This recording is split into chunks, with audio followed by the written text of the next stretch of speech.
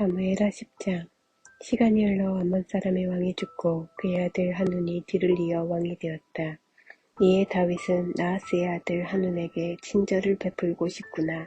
그의 아버지가 내게 한 것처럼 나도 그를 잘 대해주고 싶다고 하면서 한눈의 아버지 이를 위로하기 위해 조문단을 보냈다.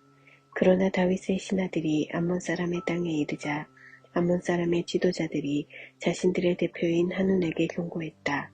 왕께서는 다윗이 왕의 아버지를 공경해서 이렇게 조문단을 보낸 줄 아십니까?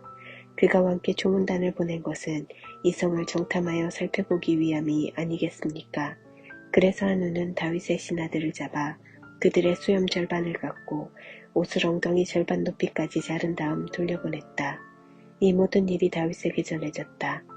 그들이 심한 모욕을 당했으므로 다윗은 사람을 보내어 그들을 맞이하게 했다. 왕은 그대들의 수염이 자랄 때까지 여리고에 있다가 그 후에 돌아오시오 하고 말했다.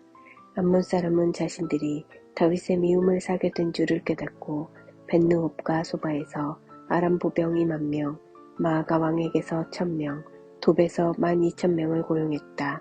이 소식을 들은 다윗은 그의 가장 강한 용사들을 요압에게 맡겨 출정시켰다. 암몬 사람이 나와서 성문 앞에 전투대형으로 진을 쳤고 소바와 르홉에서 온 아람 사람과 돛 사람과 마아가 사람은 바깥 넓은 들판에 전열을 갖추었다. 요압은 싸워야 할 전선이 앞뒤로 있는 것을 보고 이스라엘의 정예군 중에서 다시 최정예 군을 뽑아 아람 사람과 맞서게 배치했다. 나머지 군대는 그의 동생 아비새의 지휘 아래 두어 암몬 사람과 맞서게 배치했다. 그가 말했다. 아람 사람이 나보다 힘이 세면 내가 와서 나를 도와라. 암몬 사람이 너보다 힘이 세면 내가 가서 너를 돕겠다. 용기를 내어라. 우리는 우리 백성과 우리 하나님의 성읍을 위해 온 힘을 다해 싸울 것이다. 무엇이든 필요하다면 하나님께서 친히 행하실 것이다. 그런데 요압과 그의 군사들이 아람 사람과 싸우려고 쳐들어가자 그들이 모두 후퇴하여 도망쳤다. 아람 사람이 목숨을 건지기 위해 도망치는 것을 본 암몬 사람도 아비새를 피해 도망쳐 성 안으로 들어갔다. 그러자 요압은 암몬 사람과의 싸움을 멈추고 예루살렘으로 돌아왔다. 아람 사람은 이스라엘에게 처참히 패한 것을 알고 사태를 수습하고 나서 전열을 재정비했다. 하다데셀은 사람을 보내 요단강 건너편에 있는 아람 사람을 불렀다. 그들은 헬람으로 왔고 하다데셀의 군사령관 소박의 지휘 아래 움직였다. 이 모든 일이 다윗에게 보고되었다. 다윗은 이스라엘 군대를 소집하여 요단강을 건너 헬람으로 진군했다. 아람 사람은 다윗과 맞설 태세로 전투 대형을 취했고 이내 전투가 시작되었다. 그러나 그들은 이번에도 이스라엘 앞에서 흩어져 도망쳤다. 다윗은 전차병 700명과 기병 40,000명을 죽였다. 또한 군사령관 소박에게 치명상을 입혀 결국 소박은 전쟁터에서 죽었다. 하다데셀을 섬기던 모든 왕이 자신들의 패배를 인정하고 이스라엘과 화친하여 이스라엘을 섬겼다. 아람 사람은 이스라엘이 두려워 다시는 암몬 사람을 돕지 않았다. 11장. 다음에 암몬 사람이 침략해오는 시기가 다시 돌아오자 다윗은 그들을 아주 멸하려고 요압과 이스라엘의 용사들을 모두 출정시켰다. 그들은 라빠를 포위 공격했다. 그러나 다윗은 예루살렘에 남아있었다. 어느 느지막한 오후 다윗이 낮잠을 자고 일어나 왕궁 옥상을 거닐고 있었다. 시야가 트인 옥상에서 보니 한 여인이 목욕을 하고 있는 모습이 눈에 들어왔다. 여인은 눈부시게 아름다웠다. 다윗이 사람을 보내 그 여인에 대해 알아보게 했더니 그가 이 사람은 엘리암의 딸이자 햇사람 우리아의 아내인 밧세바입니다 라고 보고했다. 다윗은 부하들을 보내 여인을 데려오게 했다. 밧세바가 도착하자 다윗은 그 여인과 동침했다. 이 일은 그녀의 월경 이후 정결 예식 기간 중에 일어났다. 밧세바가 자기 집으로 돌아갔다. 얼마 후에 여인은 자기가 임신한 것을 알았다. 나중에 그 여인은 제가 임신했습니다 하고 다윗에게 말을 전했다. 그러자 다윗은 요압에게 연락을 취했다. 햇사람 우리아를 내게 보내시오. 요압이 우리아를 보냈다. 우리아가 도착하자 다윗은 요압과 군대와 전쟁 상황이 어떠한지 전선의 소식을 물었다. 그러고 나서 우리아에게 집에 가서 목욕을 하고 하룻밤 푹 쉬어라 하고 말했다.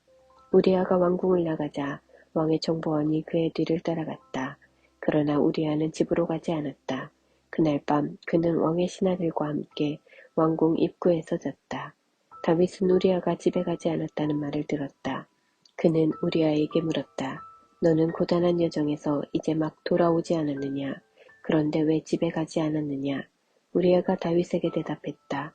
괴가 이스라엘과 유다의 군사들과 함께 바깥 장막 안에 있고 저의 주인인 요압과 부하들이 바깥 들판에서 고생하고 있습니다. 그런데 제가 어떻게 집에 가서 먹고 마시고 아내와 즐길 수 있겠습니까? 도저히 그럴 수는 없습니다. 다윗이 말했다. 알겠다. 좋을 대로 하여라. 오늘은 여기 있어라. 내일 내가 너를 보내겠다. 그래서 우리아는 그날 예루살렘에 머물렀다. 이튿날 다윗은 그를 초대하여 함께 먹고 마셔 그를 취하게 했다. 그러나 우리아는 그날 저녁에도 나가서 자기 주인의 부하들과 함께 잤다. 그는 집으로 가지 않았다. 이튿날 아침에 다윗은 요압에게 편지를 써서 우리아 편에 보냈다. 그는 편지에 이렇게 썼다. 우리아를 싸움이 가장 맹렬한 최전선에 두시오. 그를 적에게 노출된 상태로 두고 후퇴하여 절대 살아남지 못하게 하시오. 요압은 적의 성을 포위하고 있다가 우리아를 맹렬한 적의 군사들이 있는 지점으로 보냈다. 성을 방어하던 자들이 나와서 요압과 싸우니 다윗의 군사 몇이 목숨을 잃었고 햇사람 우리아도 죽었다. 요압은 다윗에게 상세한 전황보고를 보냈다. 그는 전령에게 이렇게 지시했다. 왕께 전황보고를 자세히 올린 뒤에 왕께서 화를 내시면 왕의 신하 햇사람 우리아도 죽었습니다. 하고 아뢰어라. 요압의 전령은 예루살렘에 이르러 왕에게 상세하게 보고했다. 적의 군대가 우리보다 더 강했습니다. 그들이 넓은 들판 쪽으로 진격해 오기에 우리는 그들을 성문으로 밀어붙였습니다.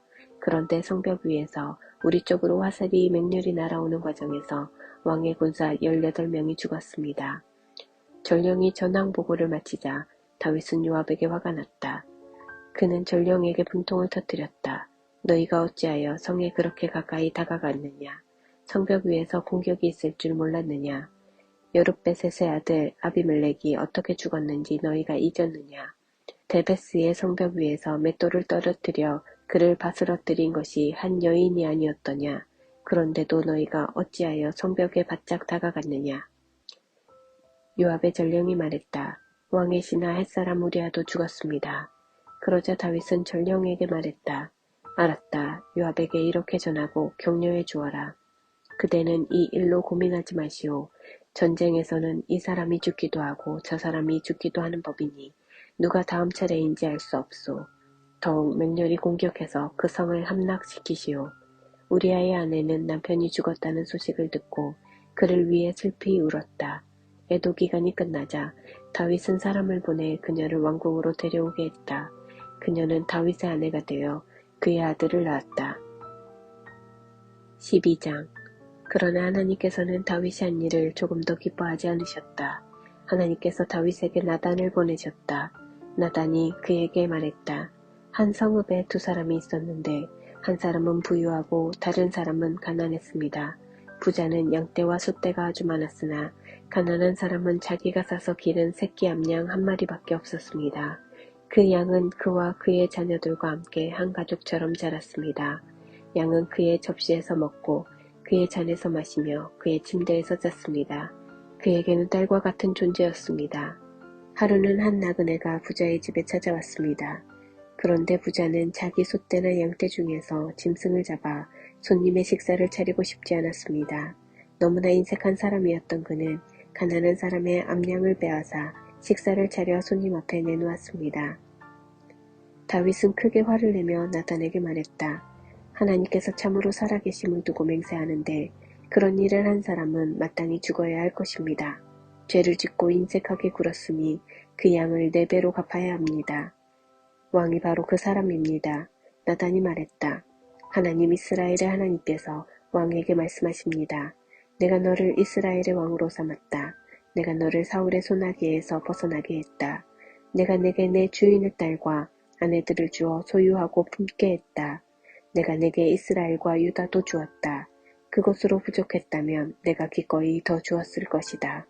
그런데 내가 어찌하여 하나님의 말씀을 업신여기고 이 큰 악을 행하였느냐. 너는 햇사람 우리아를 죽이고 그의 아내를 빼앗아 내 아내로 삼았다. 더구나 너는 그를 암몬 사람의 칼로 죽였다. 내가 이렇게 하나님을 업신여기고 햇사람 우리아의 아내를 빼앗았으니 이제 살인과 사륙이 두고두고 내 집안을 괴롭힐 것이다. 나 하나님이 하는 말을 명심하여라. 내가 바로 내 집안의 일로 너를 괴롭게 할 것이다. 내가 보는 앞에서 내 아내들을 빼앗아 너와 가까운 사람에게 주겠고 그는 공공연하게 그들과 잠자리를 같이 할 것이다. 너는 은밀하게 했지만 나는 온 나라가 지켜보는 가운데 이 일을 행할 것이다. 그러자 다윗이 나단에게 고백했다. 내가 하나님께 죄를 지었습니다. 나단이 단언했다. 예, 그러나 이것이 최종 선고는 아닙니다. 하나님께서 왕의 죄를 용서하십니다. 왕께서는 이번 일로 죽지 않을 것입니다. 그러나 왕이 낳은 아들은 하나님을 모독한 왕의 행동 때문에 죽을 것입니다. 나단이 집으로 돌아간 뒤에 하나님께서 우리아의 아내가 다윗에게 낳아준 아이를 앓게 하셔서 아이가 병이 들었다. 다윗은 어린 아들을 위해 하나님께 간절히 기도했다. 그는 금식하면서 밖에 나가지도 않은 채 잠도 바닥에서 잤다. 집안의 어른들이 와서 바닥에 앉은 그를 일으키려 했으나 그는 꿈쩍도 하지 않았다. 또한 그들은 그에게 아무것도 먹일 수 없었다. 7일째 되던 날에 아이가 죽었다. 다윗의 신하들은 이제 우리가 어찌하면 좋겠소. 아이가 살아있을 때도 왕은 우리 말을 한마디도 들으려 하지 않으셨는데 이제 아이가 죽었으니 그 말을 전하면 왕이 어찌하시겠소 하고 말했다. 다윗은 신하들이 자기 등 뒤에서 수군거리는 것을 보고 아이가 죽은 것을 알아차렸다. 그가 신하들에게 물었다. 아이가 죽었소. 그들이 대답했다. 그렇습니다. 다윗은 바닥에서 일어나 얼굴을 씻고 머리를 빗고 옷을 새로 갈아입은 뒤에 성전에 들어가서 예배했다. 그리고 왕궁에 와서 먹을 것을 차리게 했다. 그들이 음식을 차려놓자 그가 먹었다. 신하들이 그에게 물었다. 어찌 된 일입니까? 아이가 살아있을 동안에는 금식하고 울며 밤을 지새우시다가 아이가 죽고 난 지금은 일어나셔서 드시니 말입니다. 다윗이 말했다. 아이가 살아있을 동안에는 하나님께서 내게 자비를 베푸셔서 아이가 살게 될까 하여 금식하며 울었소. 하지만 이제 아이가 죽었으니 무엇 때문에 금식을 하겠소? 내가 아이를 다시 데려올 수 있겠소? 내가 그 아이에게 갈 수는 있어도 아이가 내게 올 수는 없소. 다윗은 가서 아내 바스바를 위로했다. 그녀와 잠자리를 같이 하니 그녀가 아들을 임신했다. 아이가 태어나자 그 이름을 솔로몬이라고 했다. 하나님께서 그를 특별히 사랑하셔서 예언자 나단을 통해 말씀을 주셨는데 하나님께서 그의 이름을 여디디야 하나님의 사랑받는 자라고 하기 원하신다는 말씀이었다. 라파에서 암몬 사람과 전쟁 중이던 요압은 암몬 왕의 도성을 점령했다. 그는 다윗에게 전령을 보내 말했다. 제가 라파에서 싸워 방금 성의 급수시설을 점령했습니다. 왕께서는 급히 남은 군대를 소집하여 이 성에 진을 치고 직접 마무리하십시오. 그렇지 않으면 제가 성을 점령하여 왕 대신 모든 공로를 취하게 될 것입니다. 그래서 다윗은 군대를 모아 라빠로 가서 싸우고 그곳을 점령했다. 다윗이 암몬 왕의 머리에서 왕관을 벗겼는데 금관에 보석이 박혀있어 아주 무거웠다. 다윗이 그 관을 들어 머리에 썼다. 그들은 그 성을 약탈하여 엄청난 양의 전리품을 가져왔다. 다윗은 그곳 백성을 성에서 다 내보내고 종처럼 톱질과 곡괭이질, 도끼질과 벽돌을 굽는 일을 시켰다. 그는 암몬 사람의 모든 성읍에서 그와 같이 행했다. 그러고 나서 다윗과 군대는 예루살렘으로 돌아왔다.